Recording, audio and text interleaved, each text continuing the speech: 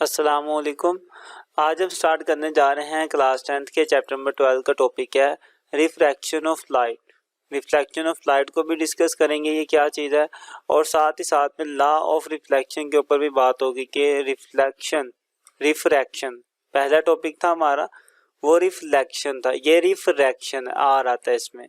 तो देखते हैं कि रिफ्रैक्शन किसे कहते हैं और इसके भी लॉ है, इनको भी अंडरस्टैंड करने की कोशिश करेंगे। ये भी इम्पोर्टेंट टॉपिक है और पेपर में ये एज अ शॉर्ट क्वेश्चन आते हैं, अलग अलग भी आते हैं कि रिफ्रैक्शन क्या चीज़ है, और लॉ ऑफ रिफ्लेक्शन के बारे में भी पूछा जाता है कि रिफ्रैक्शन के क्या लॉज हैं। और इन लॉज के अंदर भी एक इम्पोर्टेंट शॉर्ट क्वेश्चन है, वो जब इंशाल्लाह डिस्कस करेंगे तो आपको बताएंगे वहाँ पे। वीडियो कंप्लीट देखें। अगर आप इसके अलावा किसी और वीडियो पर, किसी और टॉपिक पर अपना लेक्चर हासिल करना चाहते हैं तो उसका नाम और चैनल का नाम साथ में लिख कर यूट्यूब के सर्च बार पर सर्च करें तो इंशाल्लाह आपको हमारी वो वीडियो भी मिल जाएगी। स्टार्ट करते हैं अपने लेक्चर को। एक टॉपिक हमने पढ़ा था रिफ्लेक्शन वाला, उसके अंदर ये बात की थी कि अगर कोई लाइट की रे आती है, किसी मीडियम के साथ टकराती है, तो टकराकर वापस अपने पहले वाले मीडियम में चले जाती है। इस प्रोसेस को हमने कहा था ये था रिफ्लेक्शन। लेकिन रिफ्रैक्शन में थोड़ा काम अलग होता है। इसमें जो एक लाइट की रे आती है, फर्ज कर लें ये है आपकी वो लाइट की रे, ये लाइट की रे है, ये इस मीडियम के साथ जब टकराती है तो टकरा कर वापस नहीं जाती बल्कि इस मीडियम के अंदर एंटर हो जाती है। लाइट की रे मीडियम के अंदर एंटर हो गई, लेकिन आप गौर कर सकते हैं कि जब लाइट की रे मीडियम के अंदर एंटर हुई है तो लाइट ने अपना रास्ता चेंज कर लिया, वो थोड़ा सा अपने रास्ते से हट गई है। इस चीज को हम कहते हैं रिफ्रैक्शन। कि जब लाइट एक मीडियम से दूसरे मीडियम में एंटर होती है तो अपना रास्ता चेंज करती है, अपना पाथ चेंज करती है, जिसको हम कहते हैं रिफ्रैक्शन। अब सेम काम आगे भी होगा। देखिए अब ये जो लाइट की रे है, अभी ये इस गिलास के अंदर है, इसका मीडियम क्या है, गिलास है। अब इसने इस गिलास से बाहर निकलना है, बाहर क्या मौजूद है, एयर है।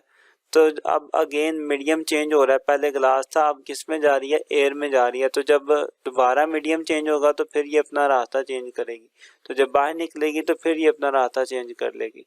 इस तरीके से लाइट का बेंड होना, जब वो किसी मीडियम के अंदर एंटर होती है तो उस चीज को हम कहते हैं रिफ्रैक्शन ऑफ लाइट। उम्मीद करता हूँ कि आपको रिफ्रैक्शन की समझ आई होगी।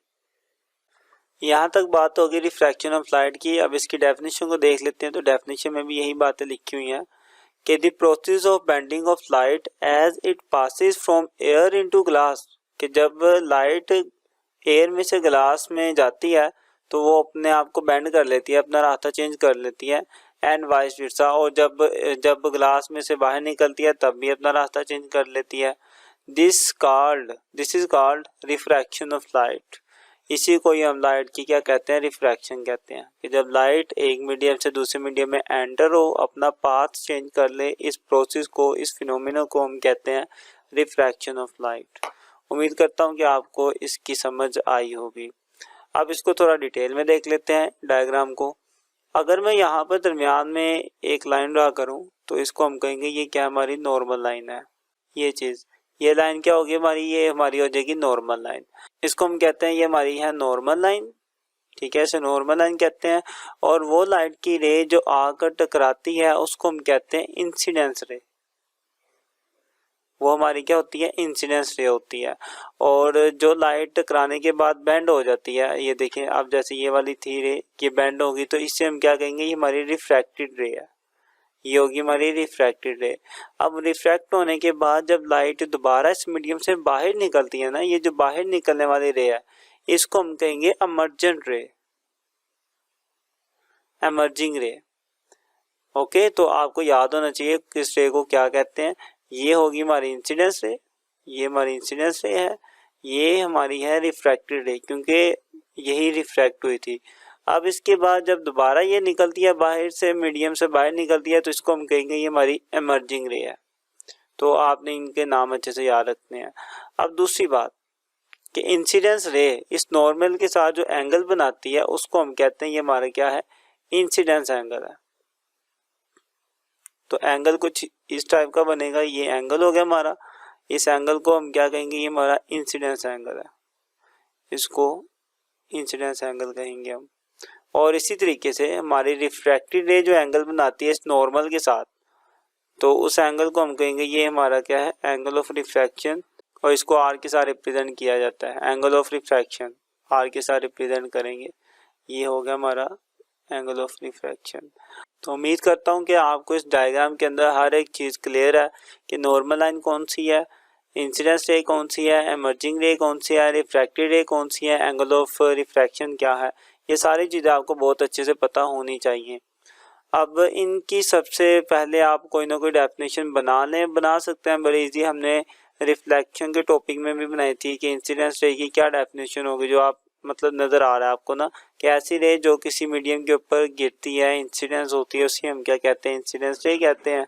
इन्हीं सब बातों को आपने अब डेफिनेशन की फॉर्म में लिखना है। तो सबसे पहले हम इंसिडेंस रे की डेफिनेशन कर लेते हैं कि a ray of light from air fall on a medium is called incidence रे।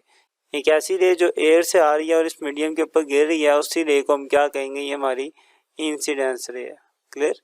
तो इसी बात को लिख दिया तो ये इसकी डेफिनेशन होगी।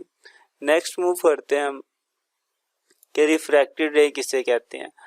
तो a ray of light which enter the medium and change its direction is called refracted रे।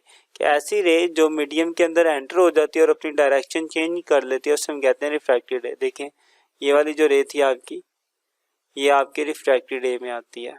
ये वाली जो रे थी ना आपकी, ये मीडियम के अंदर एंटर हुई थी और इसने अपना रास्ता भी चेंज किया था, तो ये किस में आएगी, ये हमारी होगी रिफ्रैक्टेड रे।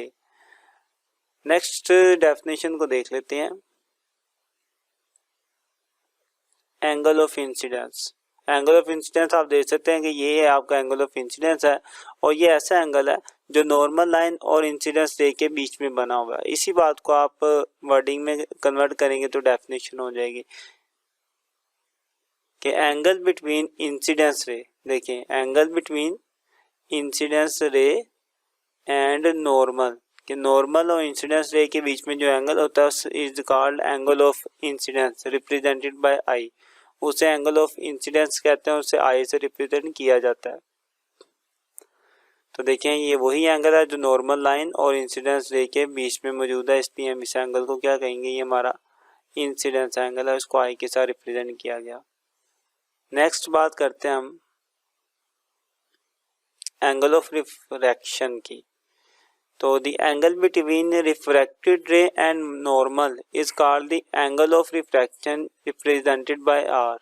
देखें कि ये है आपकी रिफ्रैक्टेड रे, ये वाली, ठीक है। इस रिफ्रैक्टेड रे में और इस नॉर्मल के बीच में जो एंगल होता है उसी को ही हम कहते हैं एंगल ऑफ रिफ्रैक्शन। ये चीज़, ये आपका एंगल था, इसे हम कहेंगे एंगल ऑफ रिफ्रैक्शन। इसी बात को आपने डेफिनेशन में लिखा है, the angle between the refracted ray and normal is called the angle of refraction represented by R।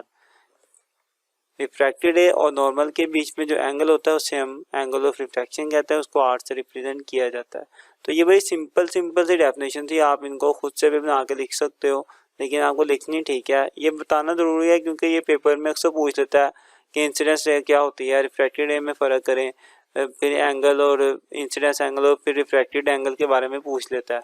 तो आपको पता होना चाहिए कि आपको कैसे इनको डेफिनेशन में कन्वर्ट करना है। अब बुक में बाकायदा तौर पे तो नहीं लिखा होता हर चीज़ को डेफिनेशन में, आपको खुद से भी अपना माइंड यूज़ करके लिख लेना है, जैसे आपके सामने अभी मैंने लिखी है।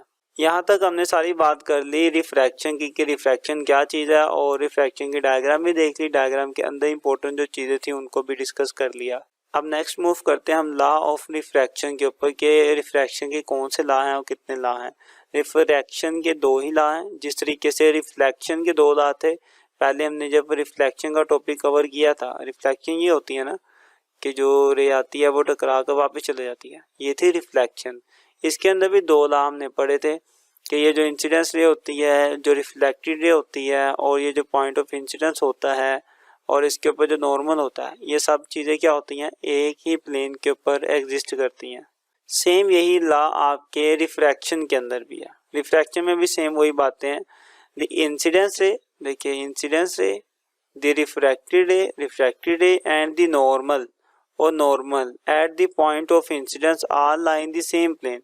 कि ये तीनों चीज़ें क्या हैं, एक ही प्लेन में एग्जिस्ट करती हैं। जैसा कि मैं यहाँ पे ड्रा कर देता हूँ, ये आपकी लाइट की रे आएगी इस तरीके से, ये लाइट की रे आई, ये बेंड होगी, बेंड होके बाहर निकल गई, और यहाँ पर आपने एक नॉर्मल ड्रा किया इस तरीके से, तो आप देख सकते हैं कि इसके अंदर ये जो इंसिडेंस रे है, ये जो नॉर्मल है वाइट कलर की लाइन, और ये वाली जो रिफ्रैक्टेड रे है ये तीनों के तीनों इस पॉइंट के ऊपर क्या है, एक ही प्लेन के ऊपर है। इस पॉइंट को हम कहते हैं इंसिडेंस पॉइंट, ये पॉइंट ऑफ इंसिडेंस है। तो ये तीनों के तीनों एक ही प्लेन के अंदर है। यही आपका रिफ्लेक्शन में एक ला था और यही आपका रिफ्रैक्शन में भी ला है, दोनों में ये वाली चीज कॉमन है। एक ही प्लेन में होने का मतलब ये होता है कि आपके सामने फर्ज करें आपका कोई पेपर है, तो पेपर आपका एक प्लेन है। ऐसा तो नहीं होगा कि रेज टकरा कर किसी पेपर में से बाहर की तरफ आपकी तरफ निकल जाए, या अभी अगर आप स्क्रीन पे देख रहे हो तो ऐसा तो नहीं होगा कि रे आई है, टकराने के बाद मीडियम में गई है और मीडियम में टकराने के बाद यूं बाहर की तरफ आपसे आ गई है, स्क्रीन से बाहर निकल गई। ऐसा नहीं है, वो सामने वाले प्लेन के अंदर है। प्लेन कहते हैं, आप कह लेंगे एक सरफेस के अंदर है, एक ही सरफेस के अंदर ये सारी चीज़ें होंगी। तो ये ला रिफ्लेक्शन में भी था, रिफ्रैक्शन में भी सेम यही ला है। अब सेकंड ला की बात करते हैं।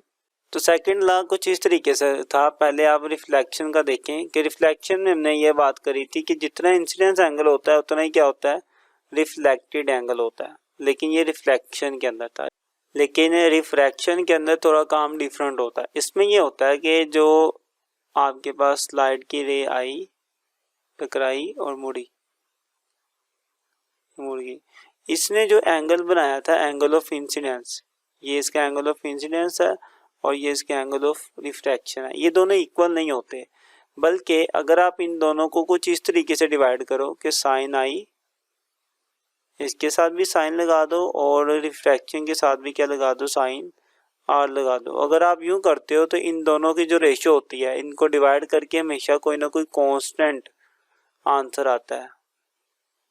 इसमें ये ला होता है कि हमेशा साइन आई और साइन आर दोनों का इंसिडेंस एंगल और रिफ्रैक्टेड एंगल के साथ साइन लगा के जब डिवाइड करते हैं तो हमेशा कोई ना कोई कांस्टेंट वैल्यू आती है। ये इसका सेकंड ला था और यही चीज़ हमने लिखी हुई है। देखें, the ratio of the sine of the angle of incidence, के ratio of the sine of angle of incidence, ये देखें कि sine of angle of incidence इसकी रेशियो किसके साथ, साइन ऑफ आर के साथ, to the sine of the angle of the refraction R, के रिफ्रैक्शन एंगल के साइन के साथ इसकी जो रेशियो होती है is always equal to constant, और वो हमेशा क्या होती है, कांस्टेंट के इक्वल होती है। इसको कुछ लिखें तो इस तरीके से लिख सकते हैं हम कि sine of I incidence angle का sine divided by sine of R refracted angle का साइन, दोनों के साइन की जो रेशियो होती है वो हमेशा क्या होती है, कांस्टेंट होती है। ओके, ये सारी बात होगी हमारी लॉ ऑफ रिफ्रैक्शन की। ये दोनों लाइन इंपॉर्टेंट है, आपको अच्छे से आने चाहिए। उम्मीद करता हूँ कि आपको इन लॉज की समझ आई होगी, और इसके रिफ्रैक्शन की लॉ और रिफ्लेक्शन की लॉ, इन दोनों में डिफरेंस आपको क्लियर होना चाहिए। ऐसा नहीं करना कि इसके लॉज में उसके लॉज देख दिए। पहले वाला पॉइंट सेम है दोनों में, लेकिन यहाँ पे थोड़ा डिफरेंस आता है सेकंड पॉइंट पे। इसके बाद नेक्स्ट एक बड़ी इंपॉर्टेंट, इसी लॉ के नीचे एक बहुत इंपॉर्टेंट बात लिखी हुई है आपकी बुक में, उसको देख लेते हैं। उसका नाम है स्नेल्स लॉ। स्नेल्स लॉ किसे कहते हैं? बेसिकली ये जो आपने लिखा ना भी sine i over sine r is equal to constant, इसको स्नेल्स लॉ भी कहा जाता है। स्नेल्स एक साइंटिस्ट है, उन्होंने ये कहा था कि अगर आप साइन आई और साइन आर इनकी जब रेशियो लेते हो तो आपके पास ये किसके इक्वल आती है, रिफ्रैक्टिव इंडेक्स के इक्वल आती है। रिफ्रैक्टिव इंडेक्स को एन के साथ रिप्रेजेंट किया जाता है। ये आपका रिफ्रैक्टिव इंडेक्स है। अब ये रिफ्रैक्टिव इंडेक्स क्या चीज़ है, इस पर थोड़ी डिटेल में बात करूंगा। ये एक टॉपिक है आगे पूरा, तो उसमें बताऊंगा। अभी के लिए बस आप याद रख लो कि साइन आई और साइन आर कांस्टेंट वैल्यू तो आती है, कांस्टेंट वैल्यू तो आती है, लेकिन ये कांस्टेंट वैल्यू क्या होती है, रिफ्रैक्टिव इंडेक्स होती है। तो इस चीज़ को हम स्नेल्स लॉ भी कहते हैं। तो जब स्नेल्स लॉ के बारे में पूछेगा तो आपने कुछ इस तरीके से लिखना है, the ratio sine i over sine r is known as the refractive index. ये क्या होती है, कोई रिफ्रैक्टिव इंडेक्स बताती है आपको, of the second medium with respect to the first medium. Second medium का पहले मीडियम के लिहाज से हमें क्या बताती है, रिफ्रैक्टिव इंडेक्स बताती है। जब मैं रिफ्रैक्टिव इंडेक्स में इसको डिटेल में बात करूंगा ना इसमें, तो आपको ये ज़्यादा क्लियर हो जाएगा। लेकिन अभी के लिए आपको ये याद रख लेना है कि स्नेल्स लॉ क्या है। इसी को बेसिकली ये जो सेकंड पॉइंट है इसको आप स्नेल्स लॉ भी कहते हो। और थोड़ा अच्छे में अगर आप लिखोगे तो कुछ इस तरीके से लिखोगे कि sine i over sine r की जो रेशियो होती है वो बेसिकली आपको रिफ्रैक्टिव इंडेक्स बताती है। और रिफ्रैक्टिव इंडेक्स किसका बताती है? सेकंड मीडियम का with respect to first medium के रिस्पेक्ट में हमें इसका रिफ्रैक्टिव इंडेक्स बताती है। नहीं जी, ये था हमारा स्नेल्स लॉ। इम्पोर्टेंट था काफ़ी, हमने पढ़ लिया। पेपर में ये अक्सर शॉर्ट आता रहता है कि write down the Snell's law, तो आपको ये डेफिनेशन लिख के नीचे यही वाला फॉर्मूला लिखना है। उम्मीद करता हूँ कि ये जो रिफ्रैक्शन वाला टॉपिक था ये क्लियर हुआ होगा कि रिफ्रैक्शन ऑफ लाइट क्या है। फिर उसके नीचे जो इम्पोर्टेंट छोटी छोटी डेफिनेशन थी वो पढ़ ली, लॉ ऑफ रिफ्रैक्शन पढ़ लिए, स्नेल्स लॉ को भी देख लिया। अगर आपको इसमें से कुछ भी पूछना है तो आप कमेंट करके पूछ सकते हैं, इंशाल्लाह आपको उनके रिप्लाई करेंगे हम। अगर आपको इस पूरे चैप्टर की प्लेलिस्ट चाहिए तो आप यहाँ पे क्लिक करें, और अगर आपको पूरी बुक के न्यूमेरिकल की प्लेलिस्ट चाहिए तो आप यहाँ पर क्लिक कर सकते हैं। वीडियो अच्छी लगे तो दोस्तों तक शेयर भी करें। मिलते हैं इंशाल्लाह नेक्स्ट वीडियो में, तब तक के लिए अल्लाह हाफिज़।